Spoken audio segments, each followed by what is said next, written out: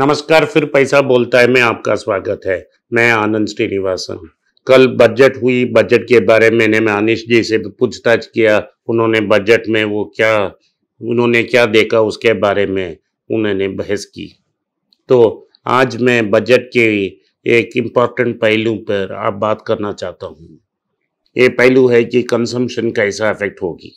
Consumption का मतलब ये है क्या ग्राहक के पास अपने जेब में पैसा होगा खरीदारी करने के लिए। क्या खरीदारी पिछले साल से इस साल ज्यादा होगी कि नहीं, यही प्रश्न का उत्तर आज मैं देने वाला हूँ।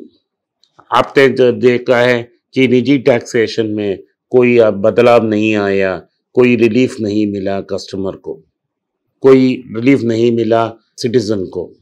और ये भी जानते हैं कि महंगाई कितनी और ऊपर जा रही है, महंगाई और गहरा हो जा रही है और सब एफएमसीजी प्रोडक्ट्स और महंगे हो रहे हैं। एक तरफ महंगाई पैसा दाम बढ़कर कर रहे हैं, दूसरे जगह ग्रामेज इन्फ्लेशन कर रहे हैं। ग्रामेज इन्फ्लेशन का मतलब है कि वही दाम होगा लेकिन सामान आपको कम मिलेगा। इसमें तो ब्रिटानिया माहिर है। तो आप 100 ग्राम की बिस्कुट 5 रुपया में खरीद रहे हो तो आज 90 ग्राम का बिस्किट आपको 5 रुपया में मिलेगा। ये तो पैसा सीधा सीधा दाम बढ़ाने की बात है। ब्रिटानिया ने प्राइस बढ़ाया, एशियन पेंट्स ने प्राइस बढ़ाया, हिंदुस्तान यूनिलीवर ने प्राइस बढ़ाया। इन सब 3 कंपनियों में सेल्स तो कम हो गया, जितना ग्रोथ होना था सेल्स में उतना नहीं हुआ। इसका सिर्फ एक ही कारण है कि ग्राहक के पास पैसा नहीं है। एक तरफ से जब दाम बढ़ता है तो लोग खरीदारी कम करते हैं, तो जब खरीदारी कम होगी तो सेल्स कम होगी, जब सेल्स कम होगी तो प्रॉफिट्स कम होगी। इसका मतलब नहीं है कि कम खरीदारी की कॉन्ट्रैक्शन होगी, खरीदारी की कॉन्ट्रैक्शन नहीं होगी, लेकिन जो न ग्रोथ हम एक्सपेक्ट करते हैं वो ग्रोथ एफएमसीजी स्टॉक्स में नहीं मिलेगी। इसीलिए ये बजट एफएमसीजी स्टॉक्स के लिए बहुत अच्छा बजट नहीं कहा जा सकता। लेकिन एक ऐसा एफएमसीजी स्टॉक है जिस पे इस बजट का पॉजिटिव असर पड़ रहा है, वो तो आईटीसी यानी इंडियन टोबैको कंपनी है। इंडियन टोबैको कंपनी प्राइमरली उनका मुनाफा सिगरेट से आती है। लगभग 80% उनकी प्रॉफिट्स सिगरेट से आ रही है और सिगरेट्स में लगातार दाम बढ़ोतरी के कारण, जिसका मुख्य कारण टैक्सेस हैं, उससे सेल्स में फ्लैट हो रही है लेकिन मार्जिन प्रोटेक्ट हो रही थी। परंतु सेल्स इतना नहीं बढ़ा क्योंकि चीन से तो, लेकिन आईटीसी का सबसे बड़ा कंपटीशन चाइनीज सिगरेट्स है जिसको स्मगलिंग के रूट में आती हैं। आईटीसी की सिगरेट का दाम 15 होती है और चाइनीज सिगरेट 2-3 रुपया में मिल जाती है, कुछ समय में 5 रुपया में भी मिलती है। तो स्मगलिंग ही आईटीसी की सबसे बड़ी कंपटीशन है।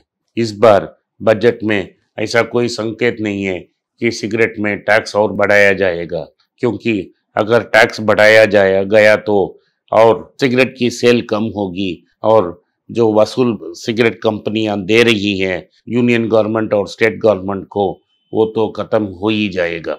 सो इसके कारण आईटीसी को इस बार छूट मिल गया है और उसी छूट के कारण आज आईटीसी ने 2% ऊपर गई है और आईटीसी का दाम 234 रुपया तक पहुंच गया है। लेकिन ये तो मार्केट ऊपर जा रही है, सब स्टॉक्स ऊपर जा रही है, लेकिन अगले 12 महीनों में ये निश्चय है कि कंजम्पशन नहीं बढ़ेगा और अगर कंजम्पशन नहीं बढ़ेगा एफएमसीजी स्टॉक्स का डिमांड नहीं बढ़ेगा और डिमांड नहीं बढ़ाया तो ईपीएस का ग्रोथ अनीमिक होगा। अनीमिक मीन माने ग्रोथ का परसेंटेज बहुत कम होगा।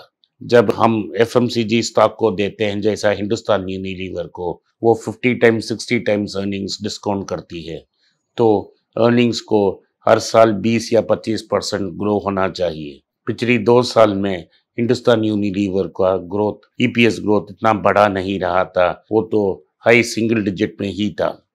आने वाले साल में भी हिंदुस्तान यूनिलीवर, नेस्ले और सारे एफएमसीजी स्टॉक्स की ईपीएस ग्रोथ बहुत अनीमिक होगी, हाई सिंगल डिजिट में होगी, नहीं तो फ्लैट होगी।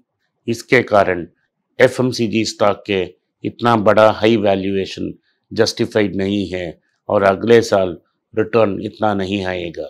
क्यों इवैल्यूएशंस इतना है एफएमसीजी की स्टॉक्स का? उसका एक ही कारण है, क्योंकि एफएमसीजी स्टॉक्स का मालिक है द फॉरेनर्स हैं और एमएनसी कंपनियां हैं।